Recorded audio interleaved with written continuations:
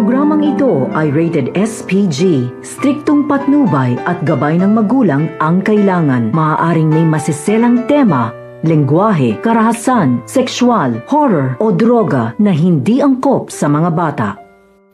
Nakaplano na nga itong si Baladja at agad naman kinausap itong si Moira upang maisagawa na ang kanilang plano dito kay Lolo Pepe upang mahingian nila ng malaking halaga. Kaya naman kinausap dito ni Moira ang kanyang anak na dapat ay makipag-cooperate nga sa kanilang plano. Ngunit na konsensya pa rin itong si Zoe dahil baka mapahamak itong si Lolo Pepe. Dahil dito ay agad naman sinabi dito ni Moira na kailangan maging normal ang paghaharap nila dito ni Giselle at ni RJ. Kaya doon naman itong si RJ, habang nagiinom nga ito ay nilapitan naman siya dito ni Giselle dahil naapektuhan nga daw siya sa mga sinasabi dito ni Carlos. Kaya nagkaroon naman ng pagtatalo sa pagitan nilang dalawa dahil idinidiin dito ni Giselle ang pagbibintang tungkol dito kay Zoe na may kinalaman sa pagkawala dito ni Lolo Pepe.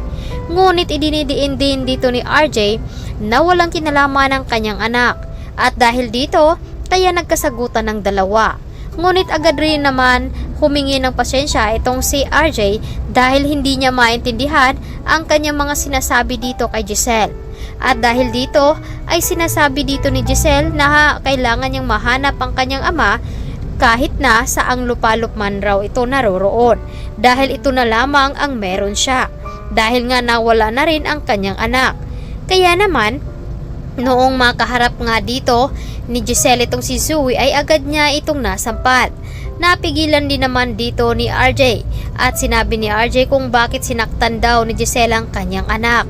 Hindi rin kasi mapigilan ni Giselle ang kanyang sarili na itanong dito kay Zoe at Moira kung saan nila daw tinago itong si Lolo Pepe. Kaya sinabi naman dito ni Moira na wala daw silang kinalaman kung nasaan nga ito. At dahil dyan ay sinabi rin dito ni Zoe na hindi nga daw sila ang nagdukot dito kay Lolo Pepe dahil naplanuhan na nga dito ni Moira at ni Baladja na kailangan nila makahingi ng malaking halaga at kapag magtangka man daw tumakas itong si Lolo Pepe ay wala na silang kundi ay papatayin na. Agad naman sinundan pa rin dito ni Annalyn si Zoe at pilit na pinapaamin kung ano nga ba talaga ang kanyang kinalaman. Ngunit napigilan rin naman dito ni Carlos itong si Annalyn at sinabihan rito na dapat itigil na nga daw ang pagdududa dito kay Zoe. Agad din namang sumagot si Annalyn na hindi siya titigil hanggat hindi niya natutuklasan ang buong katotohanan. At muli nga silang nagkasagutan dito ni Carlos dahil nga ipinagtanggol ni Carlos ang kanyang anak na si Zoe. Kaya dito napapansin ni Annalyn na meron itong hindi sinasabi sa kanila.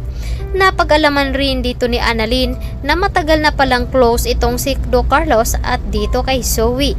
Kaya naman agad na sinabi ni Annalyn dito kay Doc Lendon na parang mag-ama nga kapag nagtatalo ang dalawa.